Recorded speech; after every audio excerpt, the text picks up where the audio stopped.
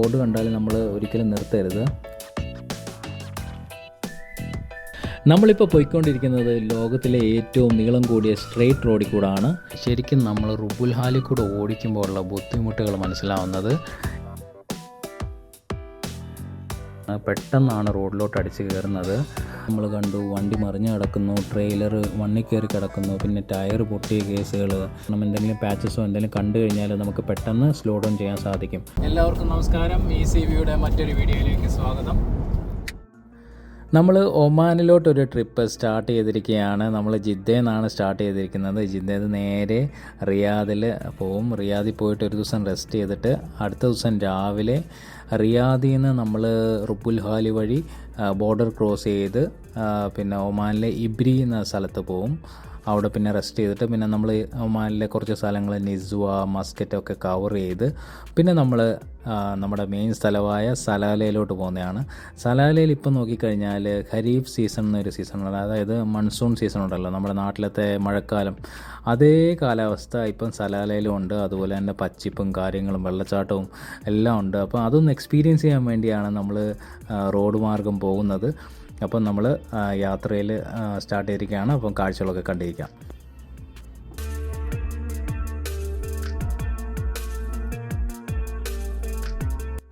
ഞങ്ങളിങ്ങനെ തായിഫിലെ മലനിരപ്പുകളിലൂടെ വന്നപ്പം ഒരു ബോർഡ് കണ്ടു, ഫീഡിങ് ബബൂൺസ് ഈസ് പ്രൊഹിബിറ്റഡ് എന്ന്. ആക്ച്വലി ഈ ഏരിയകളിൽ ബബൂൺസ് ഉണ്ട്. തായിഫ് തൊട്ട് അബഹ വരെയുള്ള മലനിരപ്പുകളിലാണ് ഇതിൻ്റെ താമസം. ഇങ്ങനെയുള്ള ബോർഡ് കണ്ടാൽ നമ്മൾ ഒരിക്കലും നിർത്തരുത്.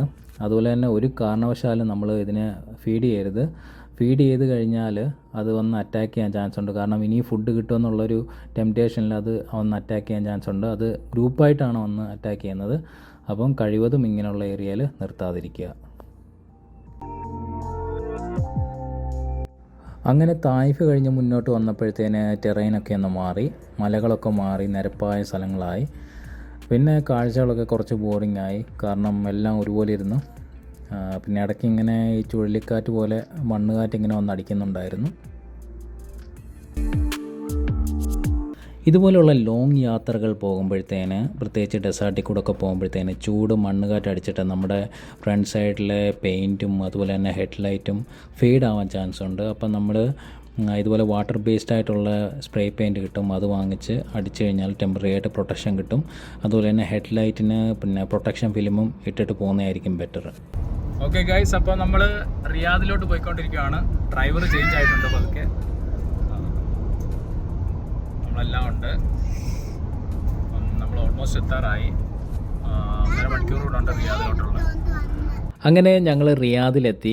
റിയാദിൽ ഇന്നിനി റെസ്റ്റ് ചെയ്തിട്ട് നാളെ രാവിലെ തിരിക്കുന്നുള്ളൂ. നാളത്തെ ജേർണി കുറച്ചുകൂടെ ലോങ് ആണ്, അതുപോലെ തന്നെ റിസ്കിയുമാണ്. നമ്മൾ റുബുൽ ഹാലിൽ കൂടെയാണ് പോകുന്നത്. അതുപോലെ തന്നെ 15 മണിക്കൂറിൻ്റെ യാത്രയാണ്. അപ്പം ഇന്ന് കംപ്ലീറ്റ് റെസ്റ്റ് ചെയ്തിട്ട് നാളെ രാവിലെ തിരിക്കാം. നമ്മുടെ റിയാദ് ട്രിപ്പിൻ്റെ ഡേ 2 ആണ്. നമ്മൾ റിയാദ് വരെ എത്തിയിരുന്നു. ഇപ്പോൾ റിയാദിൽ നിന്ന് ഉമ്മുൽ അസ്മൂൽ എന്ന ബോർഡർ ക്രോസിങ്ങിലോട്ട്, സൗദി ഒമാൻ ബോർഡർ ക്രോസിങ്ങിലോട്ട് പോവാണ്. അപ്പോൾ ഗൈസ്, നമ്മളൊരു 5:15 സ്റ്റാർട്ട് ചെയ്തിട്ടുണ്ട്. നമ്മളിപ്പോൾ റിയാദിൽ തന്നെയാണ്. നമ്മൾ ആദ്യം പോകുന്നത് ബോർഡറിലോട്ടാണ്. റിയാദ് തൊട്ട് ബോർഡർ വരെ മാപ്പിൽ കാണിക്കുന്നത് 1067 കിലോമീറ്ററാണ്. ഏകദേശം ഒരു 12 മണിക്കൂർ 45 മിനിറ്റും എടുക്കും. നമ്മുടെ മെയിൻ എയിം എന്ന് പറഞ്ഞാൽ റുബുൽ ഹാലി ഡെസേർട്ട് പകൽ തന്നെ കവർ ചെയ്യാനാണ്. അത് കഴിഞ്ഞ് ബോർഡറിൽ പോയാലും ബോർഡറിൽ ഒരു 1-2 മണിക്കൂർ എടുക്കും. ചെക്കിങ് കാര്യങ്ങളൊക്കെ കാണും. അത് കഴിഞ്ഞിട്ട് ബോർഡർ തൊട്ട് ഇബിരി വരെ ഒരു 163 കിലോമീറ്റർ ഉണ്ട്. അതും ഒരു 2.25 മണിക്കൂർ എടുക്കുമെന്നാണ് മാപ്പിൽ കാണിക്കുന്നത്. ഏകദേശം നമ്മൾ ഇന്ന് രാത്രി ഒരു 12 മണി പ്ലസ് ആവും അവിടെ എത്തുമ്പോൾ. അപ്പോൾ നമ്മൾ ഓൺ ദ വേയിൽ ഒരു പെട്രോൾ പമ്പ് കണ്ടു. പെട്രോൾ അടിച്ചിട്ട് പോകാമെന്ന് വിചാരിച്ചു. FJക്ക് 95 ആണ് റെക്കമെൻഡഡ് ഫ്യൂവൽ. നമ്മൾ 95 തന്നെയാണ് അടിക്കുന്നത്. പിന്നെ ഇത് ഡബിൾ ടാങ്ക് ആണ്. അതായത് ടോട്ടൽ കപ്പാസിറ്റി 157 ലിറ്ററാണ്. നമ്മൾ MT ആയിട്ട് ഫുൾ ടാങ്ക് അടിക്കുവാണെങ്കിൽ ഏകദേശം ഒരു 320 റിയാലൊക്കെ ആവും. അപ്പം നമ്മൾ ഏതായാലും ഫുൾ ടാങ്ക് അടിച്ചിട്ട് പോകാമെന്ന് വിചാരിച്ചു. അങ്ങനെ ഫുൾ ടാങ്ക് അടിക്കുവാണ്. നമ്മൾ റിയാദിലെ അൽഹർജിൽ നിന്ന് ഹറദിലോട്ട് പോയിക്കൊണ്ടിരിക്കുകയാണ്. അപ്പം സ്പീഡ് ലിമിറ്റ് ആദ്യം 100 ഉണ്ടായിരുന്നു. പിന്നെ കുറച്ച് കഴിഞ്ഞപ്പോഴത്തേന് 120 ആയി. മറ്റേ സ്ട്രെയിറ്റ് റോഡിലോട്ട് കയറിയിട്ടില്ല. നമ്മൾ അങ്ങോട്ടുള്ള പാത്തിലാണ്.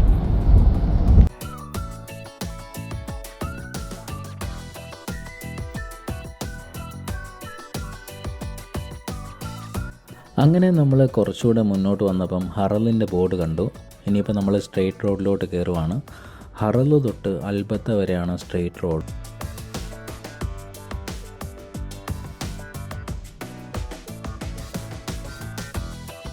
അങ്ങനെ സ്ട്രെയിറ്റ് റോഡിൽ കയറിയപ്പോഴത്തേന് ഞാൻ ഡ്രൈവിങ് വൈഫിന് കൈമാറി.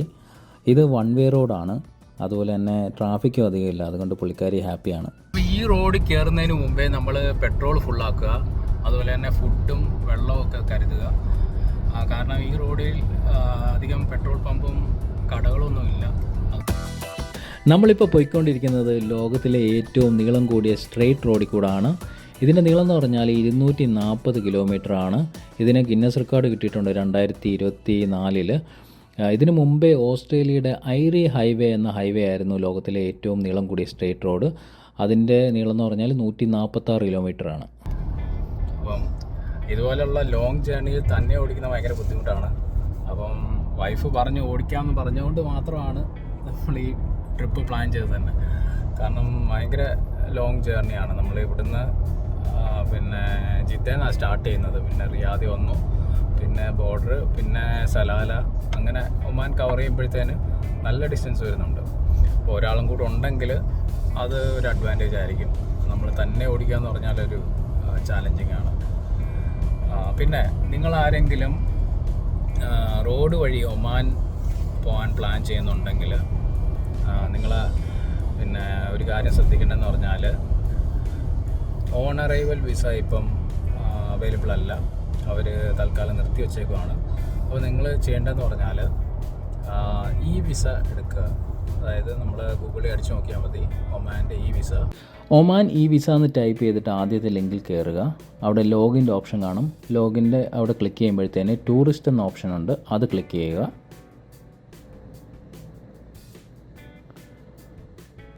ഇനി രജിസ്റ്റർ ന്യൂ യൂസർ ക്ലിക്ക് ചെയ്യുക. എന്നിട്ട് നമ്മുടെ ഡീറ്റെയിൽസ് ഒക്കെ കൊടുക്കുക. ഇമെയിൽ അഡ്രസ്സും പാസ്വേഡും നെയിമും എല്ലാം കൊടുത്തിട്ട് നമ്മളൊരു പ്രൊഫൈൽ ക്രിയേറ്റ് ചെയ്യുക. നമ്മുടെ പ്രൊഫൈൽ ക്രിയേറ്റ് ചെയ്ത ശേഷം നമ്മുടെ യൂസർ ഐ ഡിയും പാസ്വേഡും വെച്ച് ലോഗിൻ ചെയ്യുക. ലോഗിൻ ചെയ്ത ശേഷം അപ്ലൈ ഫോർ വിസ എന്ന ഓപ്ഷൻ കാണും ലെഫ്റ്റ് സൈഡിൽ. അത് നമ്മൾ എക്സ്പാൻഡ് ചെയ്തിട്ട് അപ്ലൈ ഫോർ അൺസ്പോൺസേർഡ് വിസ എന്ന ഓപ്ഷൻ സെലക്ട് ചെയ്യുക. ഇനി നമ്മൾ നാഷണാലിറ്റി കൊടുക്കുക. അതുപോലെ തന്നെ ഏത് GCC കൺട്രിയിലാണ് നമ്മൾ നിൽക്കുന്നത് ആ GCC കൺട്രി സെലക്ട് ചെയ്യുക. അങ്ങനെ എല്ലാ ഡീറ്റെയിൽസും സബ്മിറ്റ് ചെയ്ത ശേഷം വിസ അപ്രൂവലിന് ഏകദേശം 1-2 ദിവസം എടുക്കും. വിസ അപ്രൂവൽ ആയിക്കഴിഞ്ഞാൽ അവർ പേയ്മെൻറ്റ് ചെയ്യാൻ പറയും. നമുക്ക് ഓൺലൈൻ വഴി പേയ്മെൻറ്റ് ചെയ്തിട്ട് വിസ നമുക്ക് PDF ആയിട്ട് പ്രിൻ്റ് ചെയ്തെടുക്കാൻ പറ്റും. വിസയിൽ ശ്രദ്ധിക്കണമെന്ന് പറഞ്ഞാൽ വിസ നമ്പർ കാണും. ആ വിസ നമ്പർ വെച്ചിട്ട് വേണം നമുക്ക് ഡിപ്പെൻഡീസിന് വിസ എടുക്കാൻ. ഡിപ്പെൻഡീസിൻ്റെ വിസ 29B വെച്ചിട്ടാണ് എടുക്കേണ്ടത്. 29B ഓപ്ഷൻ സെലക്ട് ചെയ്യുമ്പോൾ തന്നെ നമ്മൾ പിന്നെ ഡീറ്റെയിൽസ് ചോദിക്കുമ്പോഴത്തേന് ഈ വിസ നമ്പർ, നമ്മുടെ വിസ നമ്പർ അതിൻ്റെ അകത്ത് കൊടുക്കേണ്ടതാണ്. അങ്ങനെ നമ്മൾ കുറച്ച് നേരം നിർത്തി റെസ്റ്റൊക്കെ എടുത്തിട്ട് പോകാമെന്ന് വിചാരിച്ചു. നമ്മളിപ്പം അൽബത്തായി പോയിക്കൊണ്ടിരിക്കുകയാണ്. ഇവിടെ മൊത്തം മരുഭൂമിയാണ്. ഇവിടെ ഇപ്പോൾ ചൂടും തുടങ്ങിയിട്ടുണ്ട്. ഏതായാലും നമുക്ക് കുറച്ച് നേരം റെസ്റ്റ് എടുത്തിട്ട് നമുക്ക് യാത്ര തുടരാം. അപ്പോൾ ഗൈസ്, ഏതായാലും നിർത്തിയ സ്ഥിതിക്ക് എന്തെങ്കിലും കഴിച്ചിട്ട് പോകാമെന്ന് വിചാരിച്ചു. നമ്മൾ ഇതുപോലെ റിമോട്ട് പ്ലേസസിലൊക്കെ ട്രാവൽ ചെയ്യുമ്പോഴത്തേന് ലൈറ്റ് ഫുഡാണ് ഏറ്റവും നല്ലത്. ഇതുപോലെ ബ്രെഡും ചീസും ചിപ്സും തമറുമൊക്കെ മിക്സ് ചെയ്തിട്ടാണ് നമ്മൾ കഴിക്കുന്നത്. ഹെവി ഫുഡ് കിട്ടാൻ ഇവിടെ ഓപ്ഷനൊന്നുമില്ല. പിന്നെ ഹെവി ഫുഡ് കഴിച്ചാൽ തന്നെ നമുക്ക് ഉറക്കം വരും. നമ്മൾ ലോങ് ഡ്രൈവ് ചെയ്യേണ്ടതാണ്. അപ്പോൾ ലൈറ്റ് ഫുഡാണ് ഏറ്റവും ബെറ്റർ. അങ്ങനെ ഫുഡൊക്കെ കഴിച്ചിട്ട് നമ്മൾ നേരെ വിട്ടു. എന്നിട്ട് നമ്മൾ ഷുബൈത്ത വഴി റുബുൽ ഹാലി പോകുന്ന റോഡിൽ കയറിയിട്ടുണ്ട്. ഇതിപ്പം 2 വേ റോഡാണ്. നമ്മൾ ഇതുവരെ 1 വേ റോഡിലാണ് വന്നുകൊണ്ടിരുന്നത്. ഇനി അങ്ങോട്ട് 2 വേ റോഡാണ്. മാപ്പിലൊക്കെ അസ്മൂൽ ബോർഡർ ക്രോസിംഗ് എന്നാണ് കാണിക്കുന്നത്. പക്ഷേ ഈ ബോർഡർ ക്രോസിങ്ങിന് റുബുൽ ഹാലി ബോർഡർ ക്രോസിംഗ് എന്നും ഒരു പേരുണ്ട്. അതുകൊണ്ട് ഈ റോഡ് കയറി കഴിഞ്ഞാൽ റുബുൽ ഹാലിക്ക് പോകുന്ന ഡിസ്റ്റൻസ് മാത്രമേ കാണിക്കുന്നുള്ളൂ. അതുകൊണ്ട് ആരും കൺഫ്യൂസ് ആവേണ്ട, ഇത് സെയിം ബോർഡർ തന്നെയാണ്. ഷുബൈത്ത കഴിഞ്ഞാൽ റോഡിൻ്റെ സ്ട്രെയിറ്റ്നെസ് ഒക്കെ മാറിയിട്ട് കുറച്ച് വളവും തിരിവും കയറ്റവും ഒക്കെ ആയിട്ട് ഡ്രൈവ് കുറച്ച് ചാലഞ്ചിങ് ആവുന്നുണ്ട്.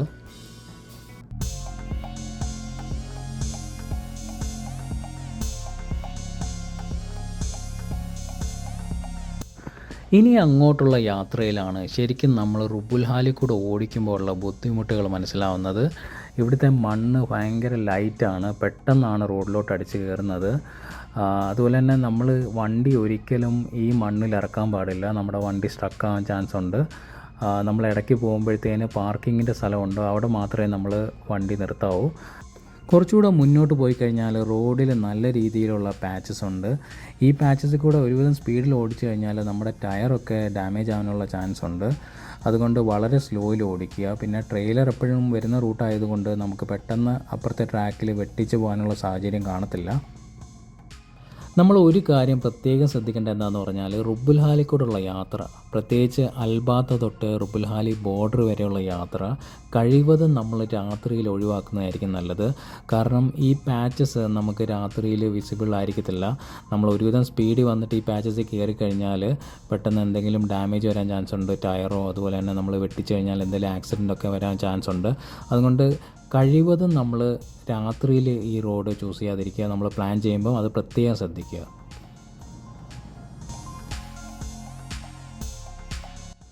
ഈ റോഡിൽ പല ആക്സിഡൻസും നമ്മൾ കണ്ടു. വണ്ടി മറിഞ്ഞ് കിടക്കുന്നു, ട്രെയിലർ വണ്ണിൽ കയറി കിടക്കുന്നു, പിന്നെ ടയർ പൊട്ടിയ കേസുകൾ.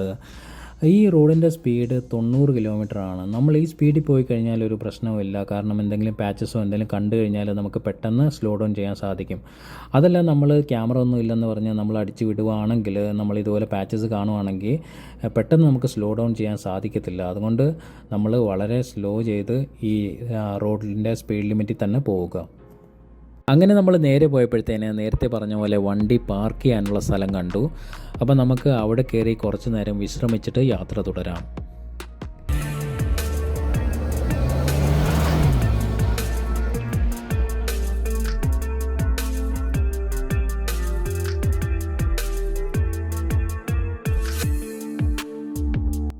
അങ്ങനെ റെസ്റ്റൊക്കെ ചെയ്തിട്ട് നമ്മൾ അവിടുന്ന് വിട്ടു. ഇനി നമ്മൾ നേരെ റുബുൽഹാലി ബോർഡറിലോട്ടാണ് പോകുന്നത്.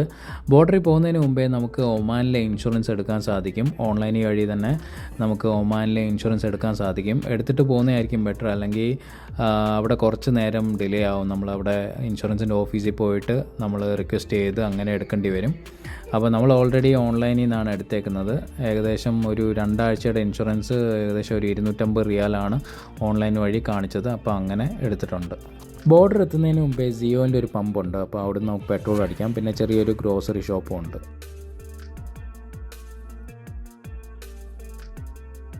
ഗൈസ്, നമ്മൾ സൗദിയുടെ ബോർഡർ ക്രോസ് ആയിട്ടുണ്ട്. സൗദിയുടെ ബോർഡറിൽ മെയിനായിട്ട് പാസ്പോർട്ട് നോക്കും, പിന്നെ വണ്ടിയുടെ ഇസ്തിമാറയും നോക്കും, പിന്നെ ഫിംഗർ പ്രിൻ്റ് എല്ലാം വണ്ടിയിൽ നിന്ന് തന്നെ നമുക്ക് ചെയ്യാൻ പറ്റും. അവരുടെ ഒരു മെഷീൻ വെച്ചിട്ട് നമ്മുടെ എല്ലാവരുടെയും ഫിംഗർ പ്രിൻ്റ് എടുത്തു. പിന്നെ 5 വയസ്സിന് മുകളിലോട്ടുള്ള കുട്ടികൾക്ക് നിർബന്ധമായിട്ട് ഫിംഗർ പ്രിൻ്റ് എടുത്തിട്ട് വരണം. 5 വയസ്സിന് മുകളിലോട്ടുള്ള കുട്ടികളാണെങ്കിൽ നമ്മൾ പിന്നെ ജിദ്ദയിൽ നിന്നോ റിയാദിൽ നിന്നോ എവിടുന്നേലും നമ്മൾ ജവസാത്തിൽ പോയിട്ട് ഫിംഗർ പ്രിൻ്റ് എടുത്തിട്ട് വരണം. അല്ലെങ്കിൽ ഇവിടെ ഒരു കോംപ്ലിക്കേഷൻ വരും. ഇളയ മോക്ക് 4 വയസ്സായിരുന്നു, അതുകൊണ്ട് കുഴപ്പമില്ലായിരുന്നു. 5 വയസ്സാണെങ്കിൽ നിങ്ങൾ നിർബന്ധമായിട്ടും ഫിംഗർ പ്രിൻ്റ് എടുത്തിട്ട് വരിക.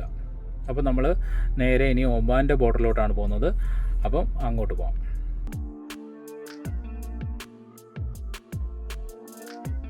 അങ്ങനെ നമ്മൾ ഒമാൻ്റെ ബോർഡറും ക്രോസ് ചെയ്തിട്ട് ഒമാനിലോട്ട് കയറിയിരിക്കുകയാണ്. കാര്യങ്ങളൊക്കെ വളരെ സിമ്പിളായിരുന്നു. നമ്മൾ നേരെ വന്നപ്പോഴത്തേന് വണ്ടി പാർക്ക് ചെയ്യുന്നൊരു സ്ഥലമുണ്ട്. അവിടെ വണ്ടി പാർക്ക് ചെയ്തിട്ട് ഇമിഗ്രേഷൻ ഓഫീസിലോട്ട് പോയി നമ്മുടെ ഫാമിലി മെമ്പേഴ്സിൻ്റെയും ഫിംഗർ പ്രിൻ്റ് കൊടുത്തു.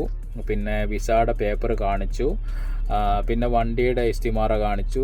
ഇതെല്ലാം ചെക്ക് ചെയ്തിട്ട് പിന്നെ ഒമാനിലെ വണ്ടിയുടെ ഇൻഷുറൻസിൻ്റെ ഡീറ്റെയിൽസ് അവർ ചോദിച്ചു. അപ്പോൾ അതും കാണിച്ചു കൊടുത്തു. നമ്മൾ ഓൺലൈനിൽ നിന്നായിരുന്നു എടുത്തിരുന്നത്. അപ്പോൾ അതിൻ്റെ ഡീറ്റെയിൽസ് കാണിച്ചു. അപ്പോൾ അവർ ചെക്ക് ചെയ്തിട്ട് ഓക്കെ പറഞ്ഞ് പിന്നെ ഒരു വണ്ടിയുടെ പെർമിറ്റിൻ്റെ പേപ്പർ തന്നു. ഇത് സൂക്ഷിച്ചു വെക്കുക, കാരണം ഇതാണ് പിന്നെ ഉള്ള ചെക്ക് പോയിന്റിൽ അവർ ചെക്ക് ചെയ്തത്.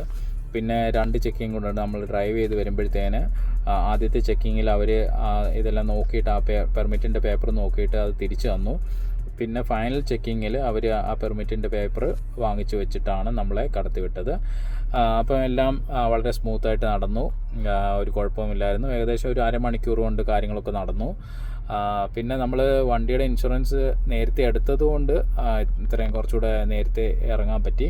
അല്ലെങ്കിൽ കുറച്ചുകൂടി ഡിലേ ആവും. അവിടെ തിരക്കുണ്ടെങ്കിൽ കുറച്ചുകൂടെ സമയമെടുക്കും. അപ്പം വേറൊരു കാര്യം മിസ്സായെന്ന് പറഞ്ഞാൽ ഇവിടുന്ന് സിം എടുക്കാമെന്ന് വിചാരിച്ചു, അത് മിസ്സായിപ്പോയി. ഇനിയിപ്പം ഭാഗ്യത്തിന് എൻ്റെ നാട്ടിലത്തെ സിമ്മിൽ കുറച്ച് ഡേറ്റ റോമിംഗ് ഉണ്ട്. അപ്പോൾ അത് വെച്ചിട്ട് നമ്മൾ ഇബിരി വരെ പോകണം. ഇബിരി പോയി കഴിഞ്ഞാൽ പിന്നെ സിമ്മൊക്കെ കിട്ടും. ഇനിയിപ്പോൾ ഇബിരി വരെ 2-വേ റോഡാണ്. റോഡ് കുറച്ച് നാരമാണ്, അതുപോലെ തന്നെ വിസിബിലിറ്റി ഇല്ല, കാരണം സ്ട്രീറ്റ് ലൈറ്റ്സ് ഒന്നും ഇല്ല. പക്ഷെ നല്ല കാര്യം എന്താണെന്ന് പറഞ്ഞാൽ ട്രാഫിക് കുറവാണ്, ഇടയ്ക്കിടയ്ക്ക് ട്രെയിലർ പോകുന്നതേ ഉള്ളൂ. അപ്പോൾ നമ്മൾ നേരെ ഇബിരിക്ക് വിടുവാണ്. ഇബിരി ഏതായാലും എത്താനൊരു 11:30-12 മണിയാവും. ഏതായാലും ഇന്ന് കംപ്ലീറ്റ് റെസ്റ്റ് ചെയ്തിട്ട് നാളെയാണ് നമ്മൾ എക്സ്പ്ലോറിങ് സ്റ്റാർട്ട് ചെയ്യുന്നത്. അപ്പം നാളെ തൊട്ടാണ് നമ്മൾ ഒമാൻ എക്സ്പ്ലോർ ചെയ്യാൻ പോകുന്നത്. നമ്മൾ ആദ്യം ഇബിരിയിലുള്ള സൈറ്റ്സൊക്കെ കവർ ചെയ്യും, പിന്നെ നിസ്വായി പോവും, പിന്നെ അത് കഴിഞ്ഞിട്ട് മസ്കറ്റിൽ പോവും, പിന്നെ സലാലയിൽ പോവും. നമ്മൾ ഓഫ് റോഡ് കവർ ചെയ്യുന്നുണ്ട്, ഓഫ് റോഡ് സൈറ്റ്സൊക്കെ കവർ ചെയ്യുന്നുണ്ട്. അപ്പം നമ്മൾ എല്ലാ വീഡിയോസും വരുന്നുണ്ട്. ഇത് ഫസ്റ്റ് വീഡിയോ ആയിരുന്നു. ഇനിയും ഒമാൻ എക്സ്പ്ലോറിങ് വീഡിയോസൊക്കെ വരുന്നുണ്ട്. അപ്പം നിങ്ങൾ ഈസി വ്യൂ സബ്സ്ക്രൈബ് ചെയ്തിട്ടില്ലെങ്കിൽ kindly subscribe to Easy View. പിന്നെ നോട്ടിഫിക്കേഷനും എല്ലാം എനേബിൾ ചെയ്ത് വെക്കുക.